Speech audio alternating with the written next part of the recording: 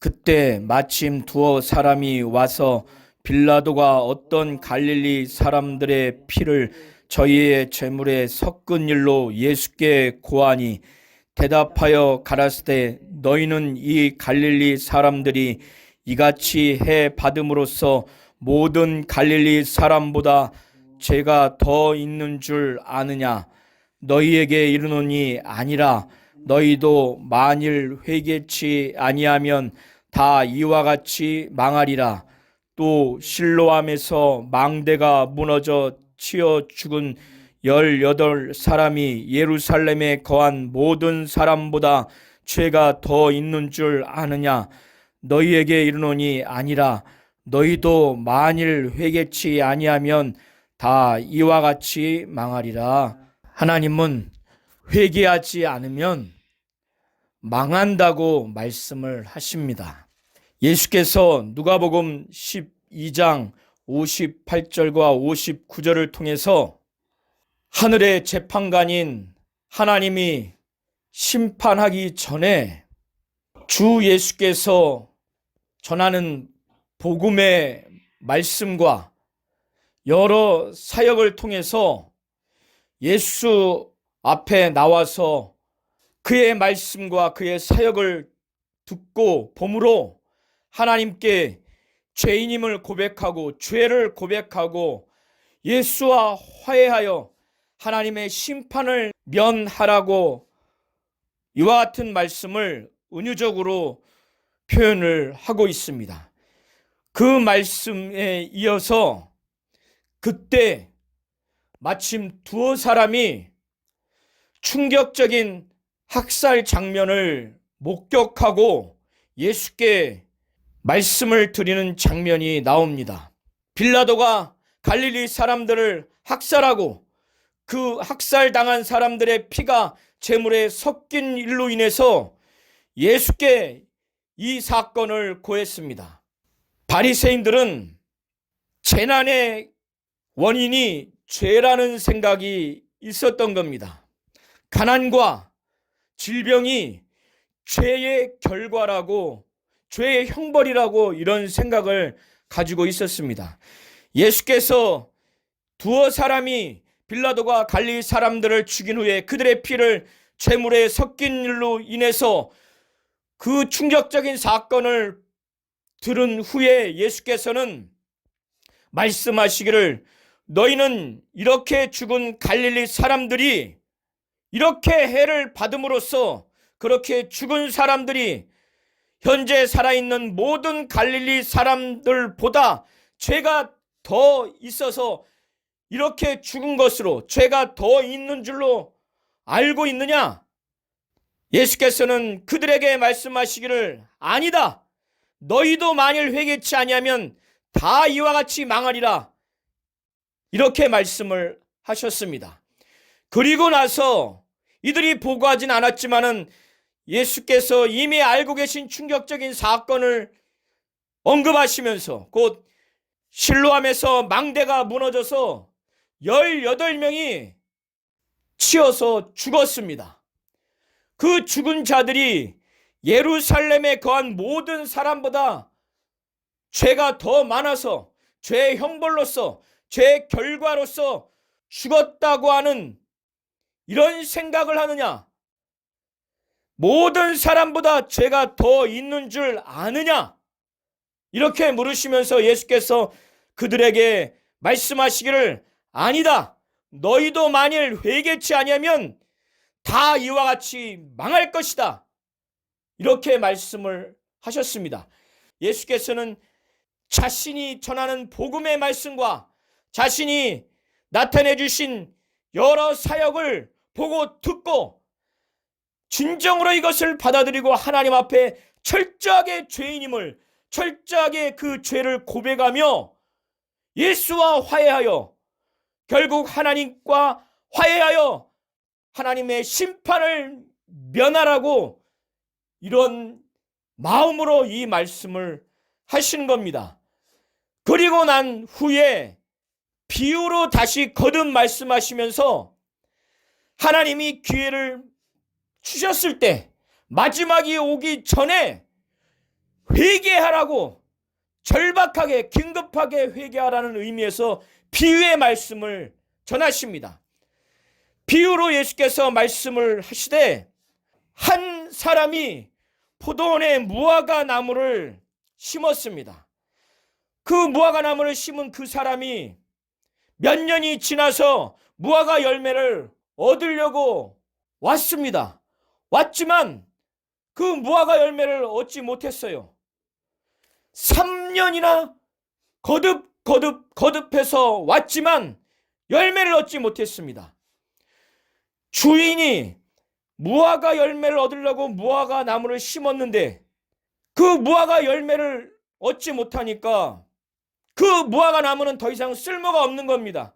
그래서 포도원 지기에게 무화과 나무를 찍어서 버려라, 어찌 땅만 버리느냐 말했을 때, 포도원 지기가 금년에도 그대로 두십시오. 내가 두루 파고 거름을 주겠으니 그런 다음에 만일 실과가 열면 좋은 것이고 그렇지 않으면 찍어 버리소서. 이런 은유를 통해서 예수께서는 이스라엘 민족을 무화과 나무로 비유하시면서, 그리고 무화과 열매를 회개로 은유적으로 말씀하시면서, 예수께서 지금 이스라엘 백성들에게 하나님의 말씀을 전하고 하나님이 행하시는 일을 나타내 주심으로 인해서 그들이 철저하게 회개하기를, 즉시 회개하기를 바랬지만 회개하지 않는 이스라엘 백성들을 향해서 무화과 비유를 통해서 안식일에 한 회당에서 하나님의 말씀을 가르치셨습니다. 가르치실 그때 18년 동안에 귀신이 들려서 시름시름 앓았고, 그리고 꼬부라져서 조금도 펴지 못하는 한 여자가 있었습니다. 예수께서 말씀을 전하실 때 그 회당 안에 그 여자가 있었던 겁니다. 18년 동안 귀신 들렸으니 이 여인의 상태가 얼마나 괴롭겠습니까? 귀신이 들려서 그 귀신이 이 사람을 앓게 만들어서 꼬부라지게 돼서 조금도 펴지 못하도록 이 귀신이 영적으로나 육체적으로 고통을 가하는 그런 상태였습니다. 이런 상태에서 이 여인은 영적으로도 살려고 육적으로도 살려고 예수의 말씀을 들으러 왔을 것입니다. 사단에게 매인받은 상태, 귀신에게 완전히 들린 상태, 그래서 육체적으로는 시름시름 앓고 꼬부라져서 조금도 펴지 못하는 그 상태가 된 이 여인이 하나님의 말씀을 듣고 있는 그 장면을 예수께서 보셨을 때 예수께서는 얼마나 안타깝고 얼마나 사랑스러운 마음이 들으셨겠습니까?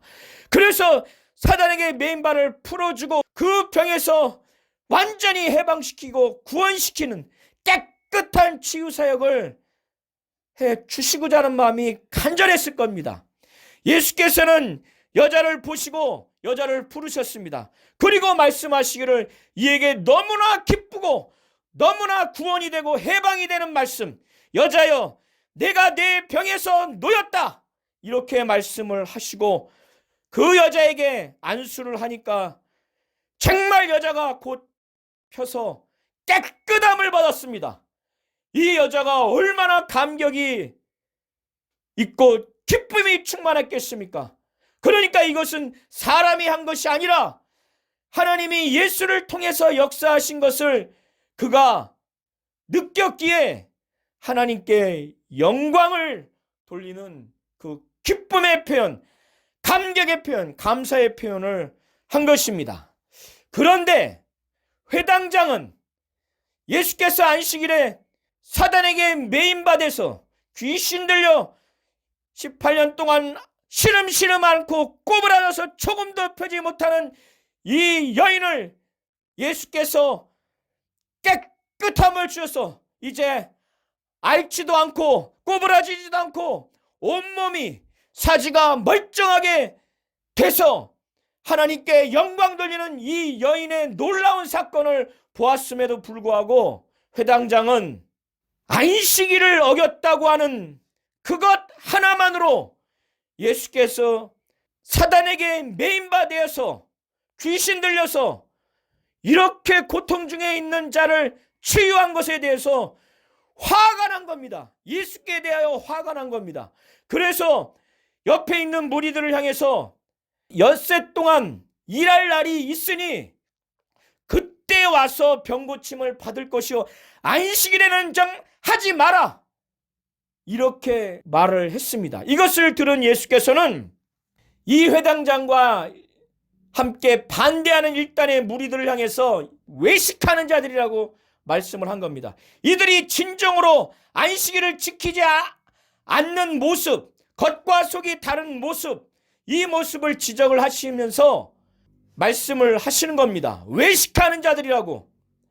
사람보다 덜 귀한 소나 나귀는 너희가 각각 물을 마시기 위해서 마구에서 소나 나귀를 풀어서 끌어내가지고 물을 마시도록 하지 아니하느냐. 그것이 안식이라 할지라도.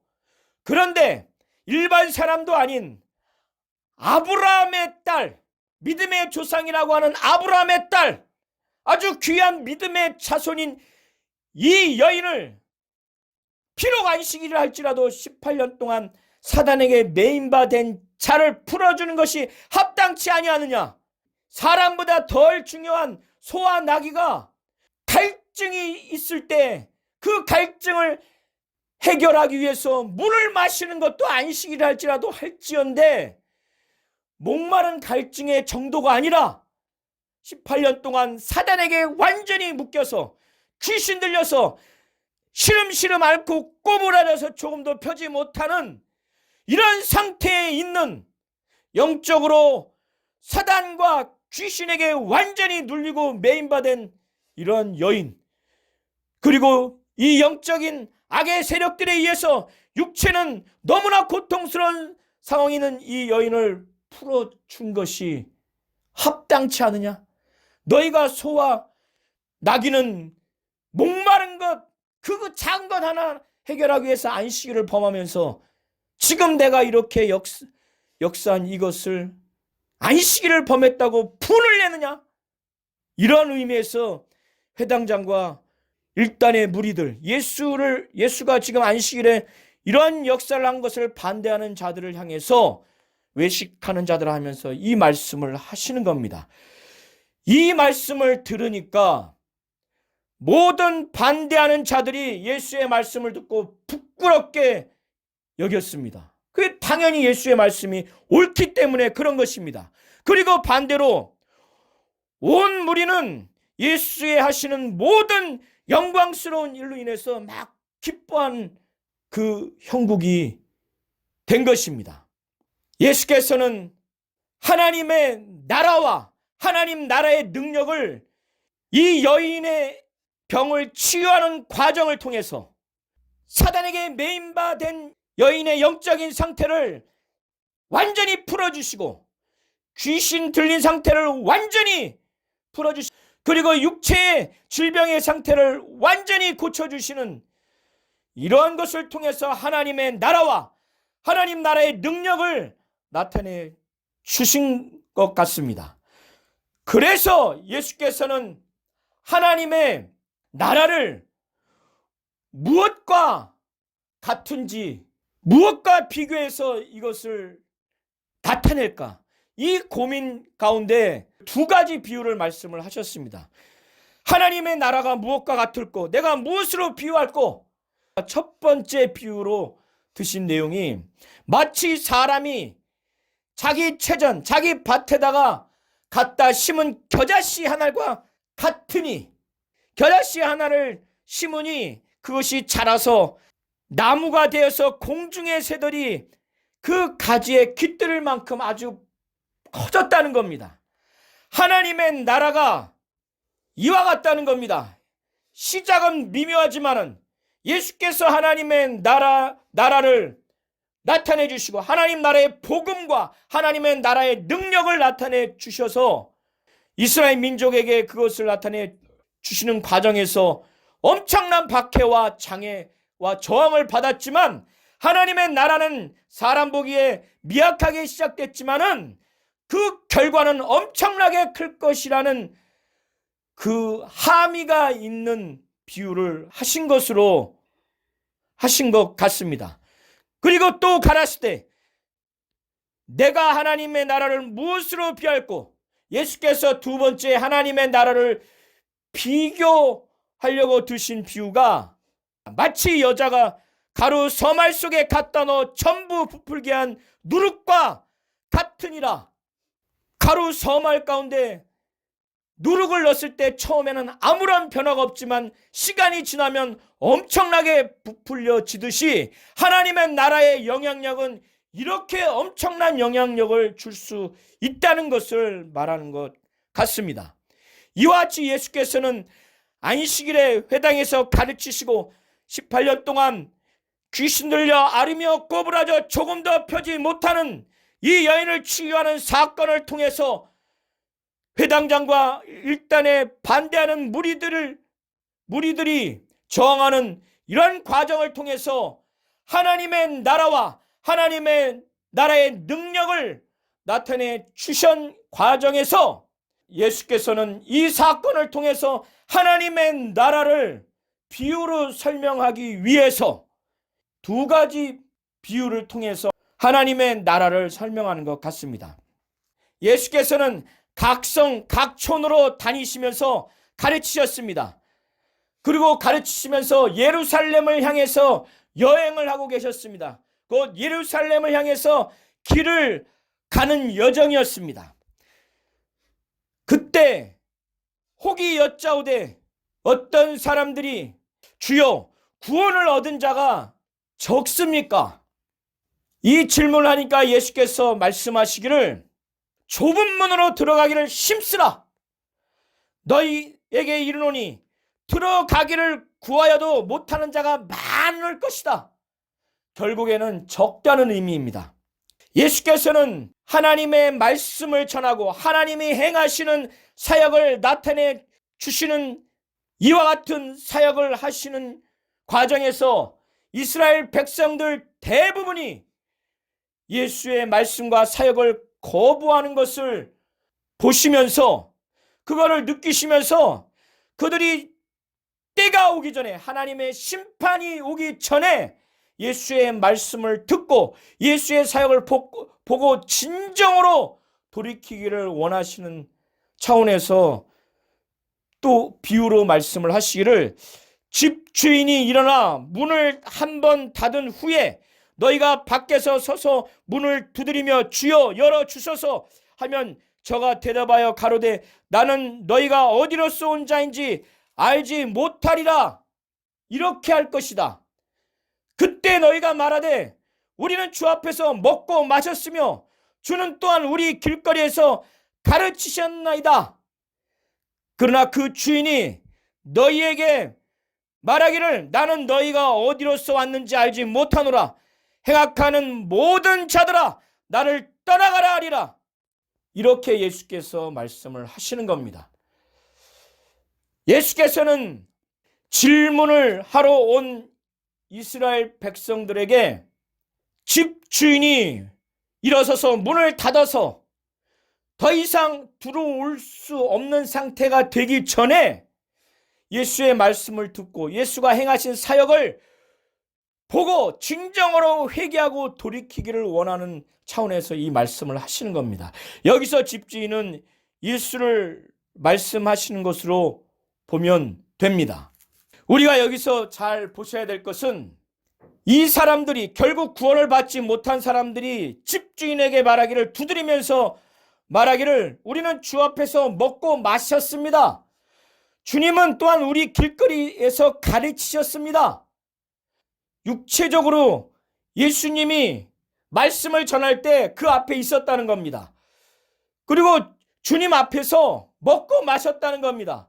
그런데 이렇다 할지라도 이들은 진정으로 예수의 말씀과 행하신 것을 진정으로 받아들여서 회개하여 하나님의 나라에 들어가지 못하는, 하나님의 구원에 이르지 못하는 행악자들이라고, 마태복음에는 불법을 행하는 자들이라고 말씀을 하는 겁니다. 비록 육체가 예수의 말씀을 듣는 그 현장에 있을지라도, 예수 앞에서 먹고 마셨다 할지라도 불법을 행하고 행악하는 자들이라는 것을 예수께서는 말씀을 하시는 겁니다. 저와 우리 모든 성도님들도 교회당 안에 있고 우리가 성경을 갖고 있다 할지라도, 설교를 듣는다 할지라도 진정으로 하나님의 말씀을 듣고 성경을 통해서, 성령을 통해서 하나님의 말씀을 듣고 하나님의 행하신 놀라운 행하신 것을 보고 진정으로 회개하고 간절한 마음으로 받고 믿고 회개하고 돌이켜서 하나님의 자녀가 되고 하나님의 자녀다운 반응과 삶을 살아야만이 진정으로 하나님 앞에 온전한 자가 될 것입니다. 예수께서 먼저 유대인들을 향해서 하나님의 나라와 하나님의 구원과 하나님의 말씀과 하나님의 행하신 일을 나타냈지만, 예수께서 말씀하시기를 너희가 아브라함과 이삭과 야곱과 모든 선지자는 하나님 나라에 있고 오직 너희는 밖에 쫓겨난 것을 볼 때 거기서 슬피 울며 이를 갈미 있으리라. 너희 조상 아브라함과 이삭과 야곱과 모든 선지자는 하늘 나라에 있다는 것을 너희가 보게 될 것이고, 정작 너희는 구원받을 거라고 하나님 나라에 있을 거라고 생각하지만 오직 너희는 하나님 나라 밖에 쫓겨난 것을 볼 때 그때 너희들은 슬피 울며 이를 갈미 있을 것이다, 이렇게 말씀을 하셨습니다. 그리고 나서 사람들이 동서남북으로부터 와서 하나님의 나라 잔치에 참석하리니 보라, 나중된 자로서 먼저 될 자도 있고 먼저 된 자로서 나중될 자도 있느니라, 이렇게 말씀을 하시는 겁니다. 예수의 말씀을 들은 이 유대인들이 너무나 충격적인 말씀을 들은 거죠. 자신들만이 구원받을 수 있을 거라고 생각하는데 자기들은 정작 하나님 나라의 밖에 쫓겨나서 자신들의 처지를 볼 때 슬피 울며 이를 간다는 거예요. 자신들이 구원받지 못한 것을 보게 될 때. 그런데 정작 자신들이 생각하기를 구원받지 못할 거라고 생각하는 이방인들이 동서남북으로부터 와서 하나님 나라에 참석할 것이라고 예수께서 이렇게 말씀을 하시는 겁니다. 그러면서 보라, 나중된 자로서 먼저 될 자도 있고 먼저 된 자로서 나중될 자도 있다. 나중된 이방인으로서 먼저 될 자도 있고 먼저 된 유대인으로서 나중될 자도 있느니라, 이렇게 말씀을 하시는 겁니다. 이것은 앞에까지의 내용, 곧 하나님 나라에 들어가고 구원을 얻는 그 부분에 대해서 말씀을 하시는 겁니다. 곧 그때 어떤 바리새인들이 예수께 와서 헤롯이 당신을 죽이려고 하니까 피하소서, 떠나소서, 이렇게 얘기를 하니까 예수께서 헤롯이 사악하고 교활하고 아주 악하다고 하는 그런 차원에서 말씀하시기를 가서 저 여우 곧 헤롯에게 이르되 오늘과 내일 내가 귀신을 쫓아내며 병을 낫게 하다가 제3일에는 완전하여 지리라 하라, 이렇게 전해라. 그러나 오늘과 내일과 모레는 내가 갈 길을 가야 하리니 선지자가 예루살렘 밖에서는 죽는 법이 없느니라, 이렇게 말씀을 하시는 겁니다. 예수께서는 바리새인들의 얘기를 듣고 두려워하지 않고 오히려 하나님의 뜻대로 십자가에 못 박혀 죽으시는 이 고난을 당연히 받아들이겠다는 의지의 표현으로서, 그리고 자신이 하나님의 뜻을 십자가에 못 박혀 죽으시기까지 온전히 이루겠다고 하는 의지의 표현으로 32절과 33절을 말씀을 하시는 겁니다. 그래서 내가 갈 길을 갈 것이다. 예루살렘에서 십자가에 못 박혀 죽으시는 것이 하나님의 뜻이기 때문에 예루살렘 밖에서는 선지자가 죽는 법이 없다. 자신을 선지자라고 일컬으시면서 이렇게 말씀을 하시는 겁니다. 그리고 십자가에 못 박혀 죽으시기까지 곧 제3일에는 완전하여 지리라. 거기까지 예수께서 하셔야 할 일을 말씀하셨는데, 오늘과 내일 내가 귀신을 쫓아내며 병을 낫게 하다가 제3일에는 완전하여 지리라, 이렇게 말씀을 하시는 겁니다. 이 말씀을 하시면서 예루살렘에 있는 유대인들이 예수께서 하나님의 뜻으로 이 땅에 오셔서 하나님의 말씀을 전하고 하나님이 하라 하신 일을, 하나님의 일을 행하신 것을 유대인들이 저항하고 박해하고 예수를 핍박하고 죽이기까지 박해하는 이런 것을 너무나 안타깝고 너무나 애통해하는 마음으로 말씀을 하시기를, 예루살렘아 예루살렘아, 선지자들을 죽이고 내게 파송된 자들을 돌로 치는 자여, 암탉이 제 새끼를 날개 아래 모음같이 내가 너희의 자녀를 모으려 한 일이 몇 번이냐. 그러나 너희가 원치 아니하였도다. 보라, 너희 집이 황폐하여 버림받으리라. 내가 너희에게 이르노니 너희가 주의 이름으로 오시는 이를 찬송하리로다 할 때까지는 나를 보지 못하리라. 이와 같이 말씀을 하셨습니다. 유대인들은 구약 시대를 통해서 하나님이 보내신 선지자들을 죽이고 유대인들을 향해서 파송된 자들을 돌로 치는 극악무도한 악행을 저지르는 자들이기 때문에 예수께서 이와 같이 말씀을 하시면서 자신이 하나님의 뜻대로 오셔서 말씀을 통해서, 사역을 통해서 이들을 구원시키기 위해서 얼마나 이 유대인들을 모으려고, 한 사람이라도 말씀을 듣고 사역을 보게 해서 회개해서 하나님의 나라에 들어가게 하고 하나님의 자녀가 되게 하려고 자신이 얼마나 노력을 했는지, 암탉이 제 새끼를 날개 아래 몸같이 자신이 그렇게 했다고. 너희의 자녀를 모으려 한 일이 몇 번이냐. 그런데 유대인들이 그것을 원치 않았다는 겁니다. 하나님의 역사, 성령의 역사가 강력하지만 인간의 불신앙의 의지가 있다면 그런 역사는 우리에게 큰 결과가 일어나지 않습니다. 예수께서 이렇게 하나님이고 하나님의 아들임에도 불구하고 그의 말씀과 사역이 하나님의 말씀이고 하나님이 행하신 일임에도 불구하고 이렇게 유대인들이 원치 아니하였기 때문에 타락할 수밖에 없는 것입니다. 이런 유대인들을 향해서 예수께서 너희 집이 황폐하여 버림받으리라 말씀하신 겁니다. 너희 집은 예루살렘 성 내지는 예루살렘 성 안에 있는 성전을 말한다고도 볼 수 있습니다. 35절의 전체적인 내용은 이렇게 완악하게 예수를 통해서 하시는 하나님의 말씀, 하나님의 사역을 거부했기 때문에 이스라엘 민족이 완전히 황폐하여질 것이다, 멸망당할 것이다, 이런 의미입니다. 물론 예루살렘 성과 예루살렘 성전이 황폐하여질 것이라는 의미도 있을 것입니다. 그러면서 예수께서는 너희가 주의 이름으로 오시는 이를 찬송하리로다 할 때까지는 나를 보지 못하리라, 이렇게 말씀을 하시는 겁니다. 저와 우리 모든 성도님들이 하나님은 회개하지 않으면 망한다는 겁니다. 회개해야 살 수 있다는 것입니다.